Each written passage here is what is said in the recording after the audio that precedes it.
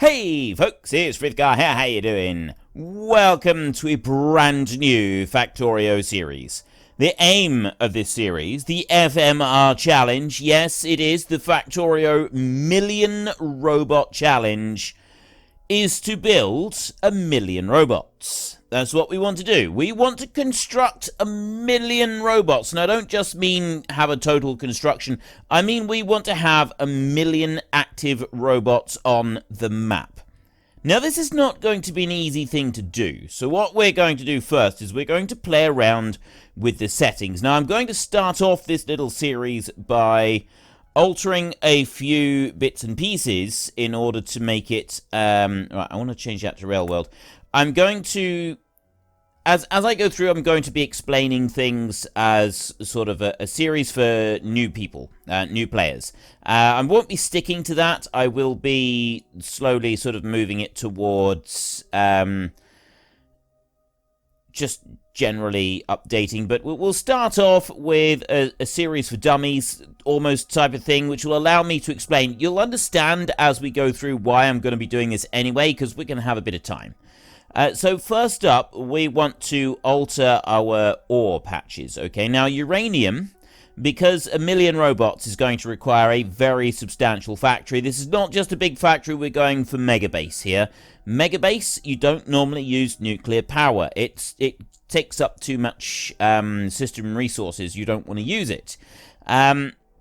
So we don't actually need very much in the way of uranium. So I'm just going to leave that like that. And the rest of it, though, I'm going to move the size of all of the ore patches to really, really big like this. And the richness is going to go all the way to maximum as well on iron ore, copper ore, stone, coal, and crude oil. So that's what our settings are going to be there. Then these over here, we're going to move these up. We're not going for 100%. You can go all the way up to 600% frequency if you want to. But we're going to put these on 75% frequency.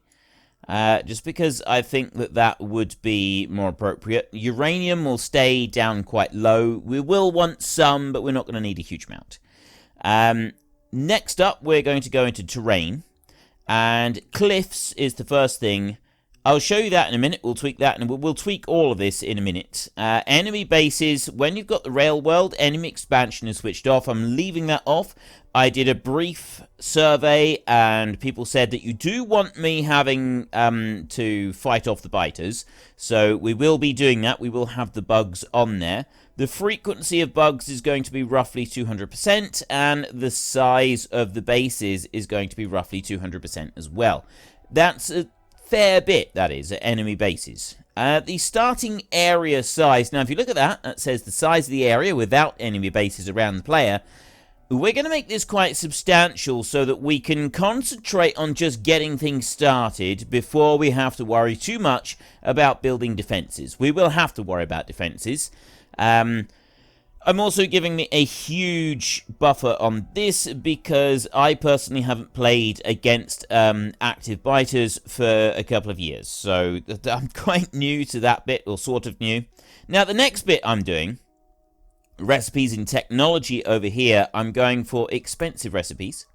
And then the technologies right there, that is going to be expensive as well. And I'm giving it a price multiplier of ×5. This is going to make everything and all the technology very, very expensive and very much more difficult to get to, right? And there's a reason for that is that I want this game to sort of be a marathon. This is going to take a long time to be able to complete. Now, resources here, I have bumped these up from what the actual rail world settings are, but that's just to make life a bit easier for me, because I've got other plans as well, which are going to make life much more difficult. So and this does include it right here.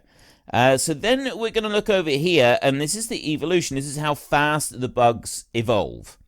I'm going to leave the time factor as it is, and pollution factor I'm going to leave as it is as well, but the destroy factor, when you go and destroy their spawners, they evolve quite quickly. I'm going to boost that all the way up to 800 like that. So it's much higher evolution, much faster when I start actively attacking them.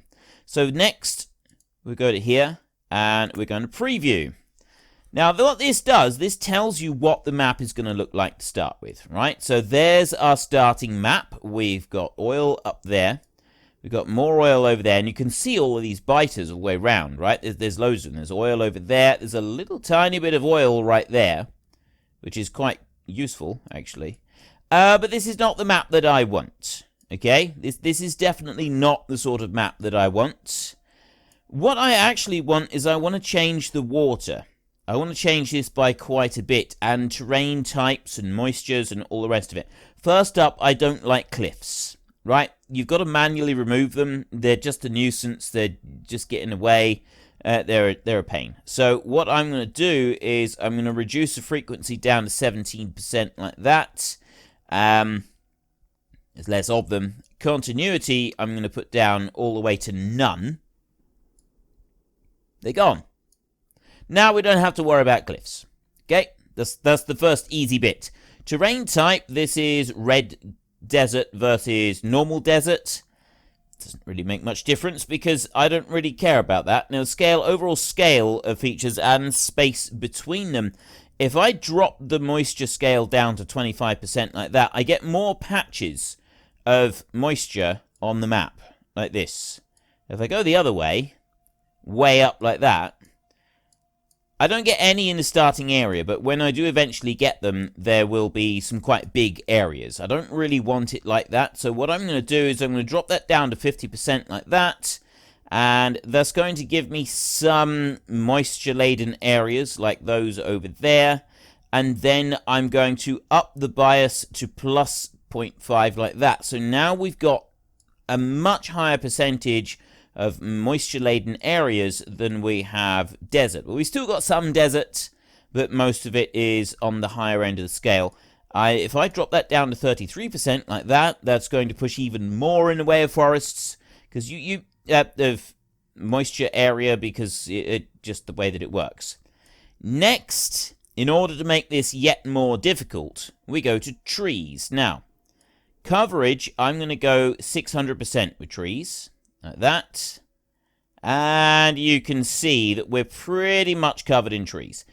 In the middle of some of these desert patches, there's gaps in the trees. Now, what you can do is you can take the trees there. You can go to 600% scale like that.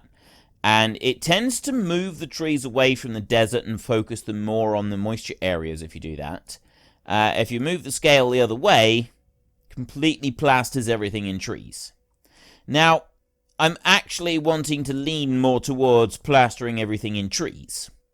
Like this. Okay, there are very small gaps in there. If I go up to 75%, so we have just a few gaps in the trees. There's like the odd little gap here and there. But generally, for the most part, it's choked up with trees. Big time. Okay? I'm deliberately going for this. This is something that I actually want. And crazy though this may seem, it's part of my master plan, because in order to be able to expand while you've got trees like that on the ground, it's a lot more difficult. It increases the challenge substantially. Next thing, I want to increase the coverage of water. So I'm loving the look of this, right? Absolutely loving the look of this. I mean, especially loving the fact that we are on an island right here with absolutely no biters on it whatsoever. And there's none that can get to us. That is like a perfect spawn. That really is. That's absolutely perfect spawn. There's a load of stone up there. We're going to need a huge quantity of stone on this map. In order to be able to advance any further, we're going to need massive quantities of stone. And we've only got a little bit there.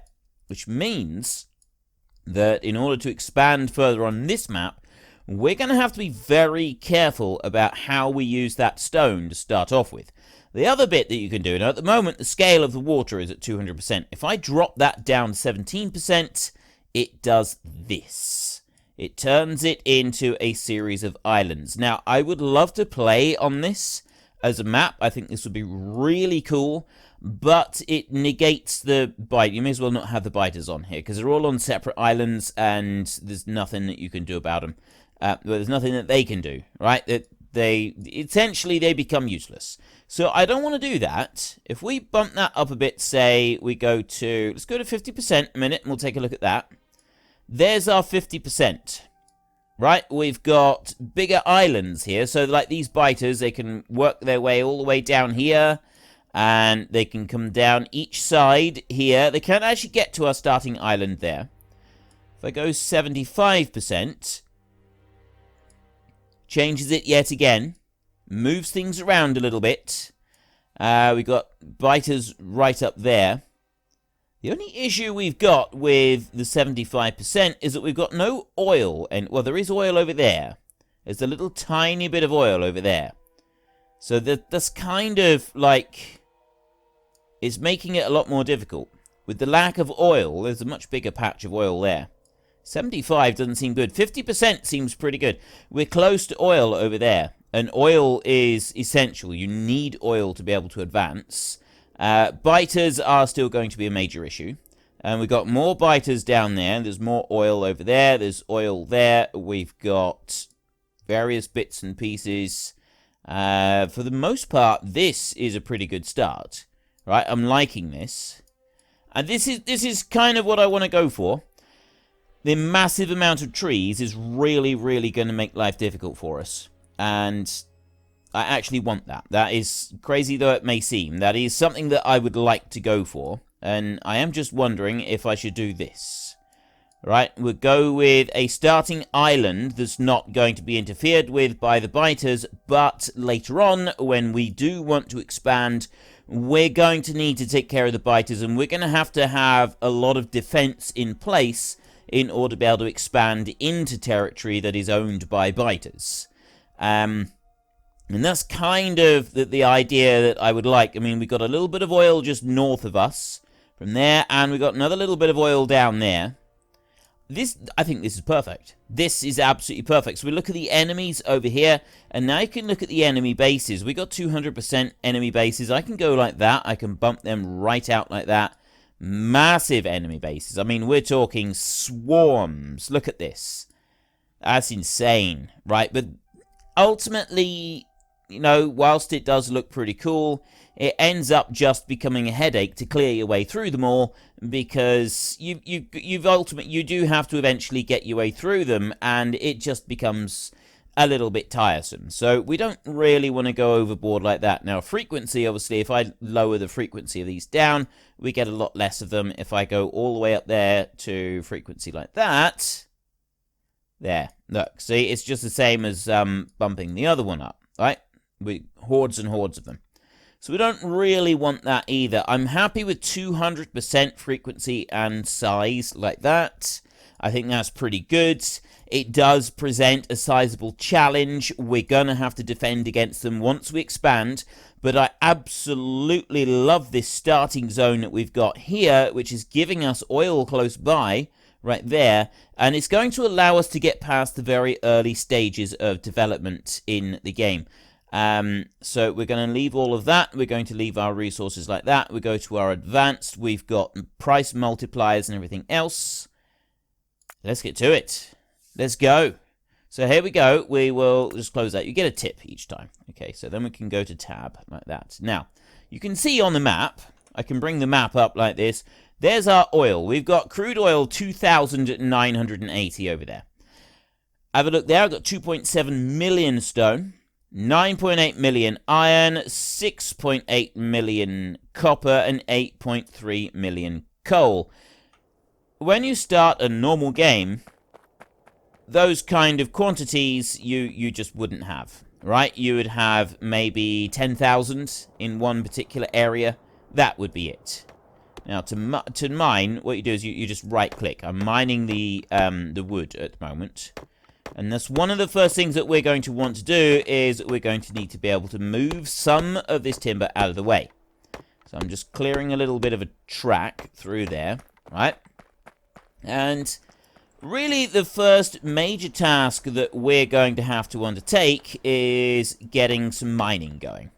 So I've got down there, I've got another tree, I've got trees down here. Let's just clear a little bit of this away. I'm just pressing right click on these. So right there, we've got a big rock that's got 20 stone in it. Some of the big rocks actually contain coal as well. Although we don't seem to have very many here. I don't know, but I think big rocks are actually linked to the cliffs. But don't quote me on that. I don't actually know. I've not made a new map for several years. I've just been playing on my own map with updates as they come out. So, yeah, I've got no clue. No clue about that. What I do know is that we need to go through here. So we're going to run a little gap right through there. Open this up. Just so as we got a little bit of a run into there. Like that. Hang on, let me just get rid of that tree there. There. So now we're moving on to this area here. And you can see in this one little patch right there on the right-hand side, it says iron ore amount 11,624. Now, in a normal game, when you haven't upped the settings like I have, 1,000, that would be like the maximum. There, 15. You'd have a lot of them with very low numbers like that. Not 14,000, right? You wouldn't be getting numbers like that. And then here, 10,000 and 25,000 pieces of coal all in one place. Right, these are obscene numbers. These are absolutely enormous, huge numbers that are way above what you would get on a normal map. And there's a reason that I'd like to tweak these up, and partly is it means that you don't have to spend quite so long setting up new mining stations, and also we want to get 1 million robots, okay? We're going to, trust me when I tell you we're going to be using a lot of these. I will also be launching a lot of rockets as well, and that's another thing that you need. I could just, like, ignore launching rockets completely and just go for robots, but where's the fun in that? We will be doing everything that we would normally do in this game. We've also got all of the enemies that we've got to take care of, which is going to increase our difficulty later on. Let me just get bit down there. I'm just tidying this area up a little bit, removing some of these stray trees in the middle, just because it's frustrating to see them all there. Right, so one of the first things that we want to do is we want to start getting some of this stuff out. Now, you've got a hotbar down the bottom that you can put stuff onto, so I'm clicking on it up there, and I'm clicking on it down there. To remove an item, you press Q. To press E, it opens and closes your inventory here. And I want to just show you this. This one here says times 50. Now, in a normal playthrough, I believe that is times 5. It might be times 10, but I think it's times 5, because we've got the expensive version, and then we've timesed it by 5 anyway. So I think the expensive version is 10, and the normal version is 5. And then we've gone times 5, so 10 times 5 is the 50. We need 50 basic science packs just to get the first bit of automation, which means that I've got to assemble those by hand. I've got to make those by hand right there. I need copper plates and iron gear wheels.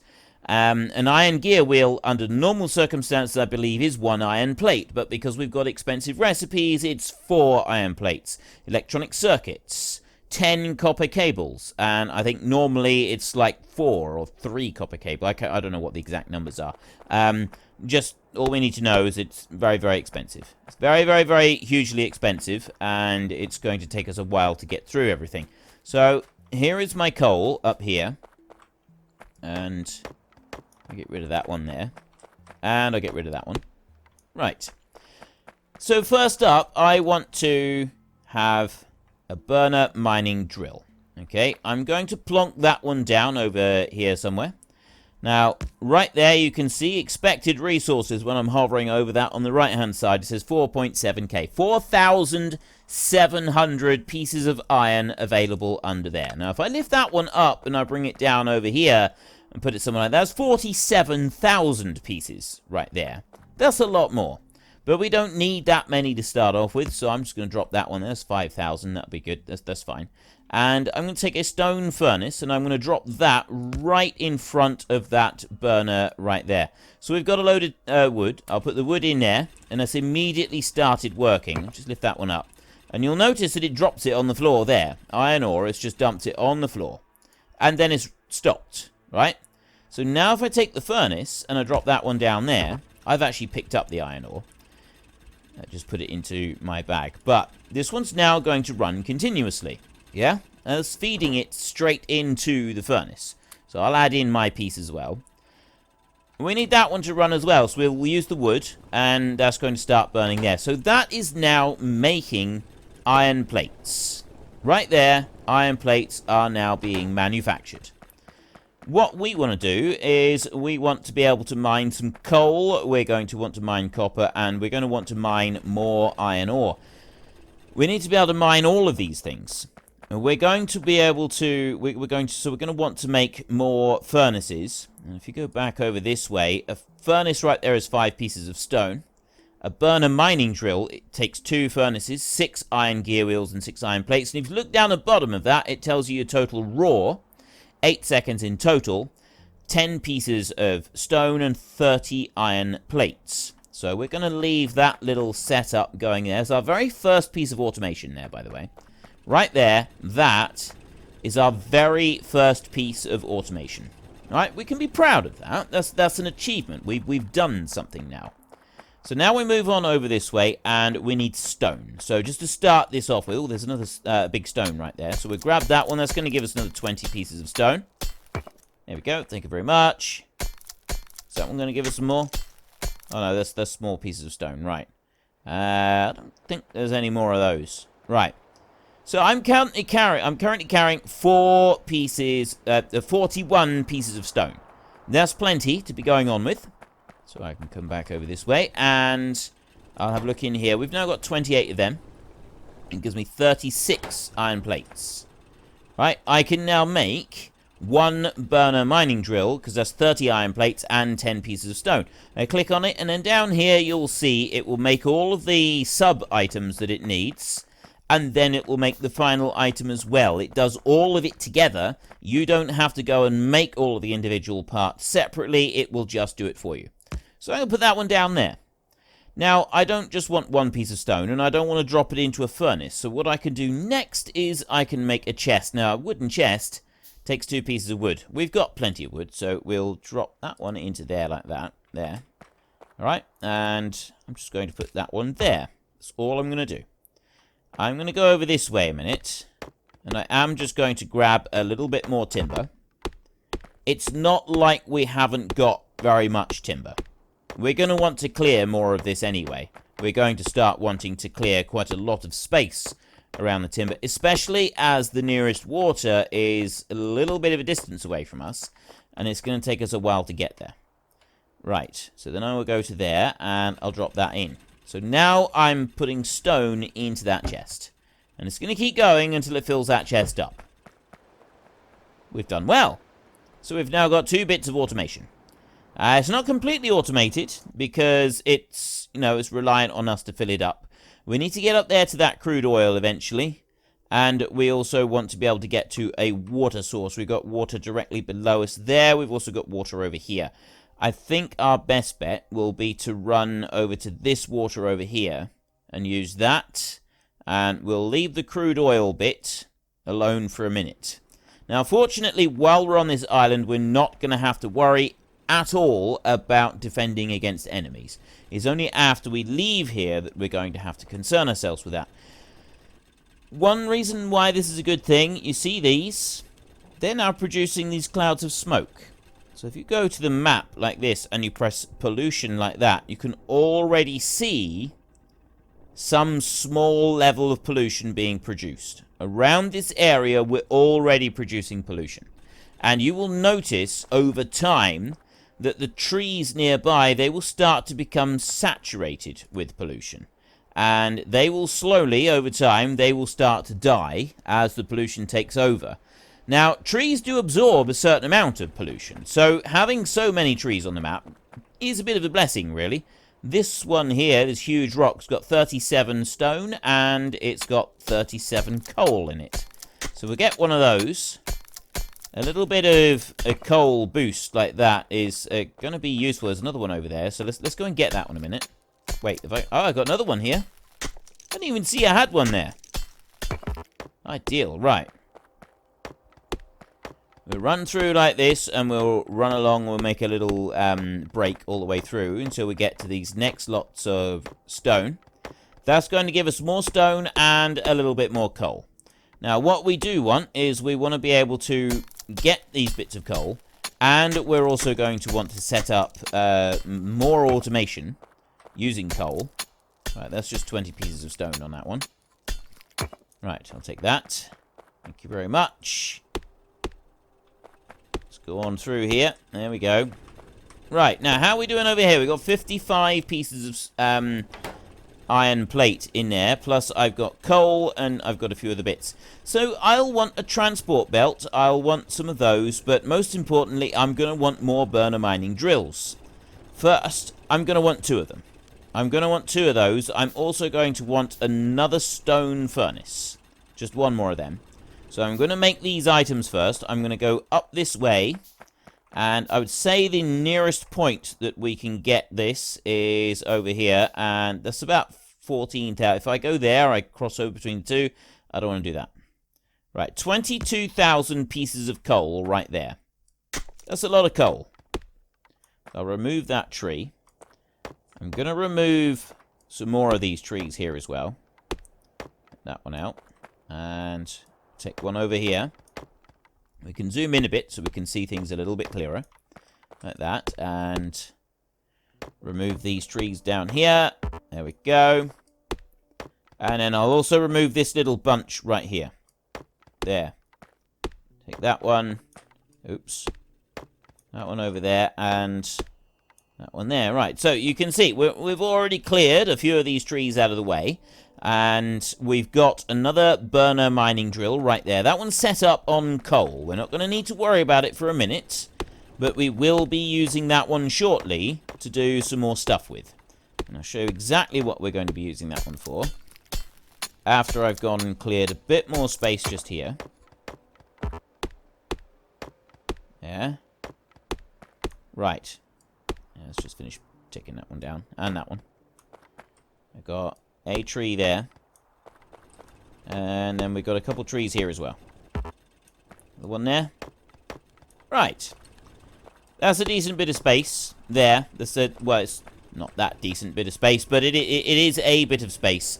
It's sufficient for my needs. It is sufficient for what I want to do. So next up, I want the next item, which is going to be that there, which is a burner inserter. And what this does, it picks up an item and it places it down again. This is a very, very handy thing to have, right? This is something that we're going to want to use quite a few of. So I'm going to make 4 of them to start with, like that. And then I'm going to also make an iron chest right there. So we've got in here, we've got this iron is busy being made. But once we reach a stack of 100, this one will actually stop functioning. And it won't do anything else. So what I want to do is I want to get that to go out into a chest. I can't just dump it into a chest, right? It doesn't work like that. What you've got to do is you've actually got to deposit it into a chest a little bit further away. You've got to, you can't just like put it beside, it won't drop it in. You've got to use the burner inserter that we've got to made. See these down here? I'll put them down there. We need to use one of them. You've got to put that one like that. So I'm pressing R, by the way. To rotate things round, I press R. We need to use one of them. So I don't know if I go to my chest over here. Probably won't be using wooden chests anymore. Right, why aren't you... Ah, right. Middle mouse button to clear an item off of the hotbar, by the way. There. And so then I go to there and I go over to there. So I'm leaving a gap of 1 space because what I can do now is I can rotate that one around and I can drop that one in there like that. See how that works? And that's now putting those items in. There is a button that I want to find out. Control L. I don't know if that's something that I've set.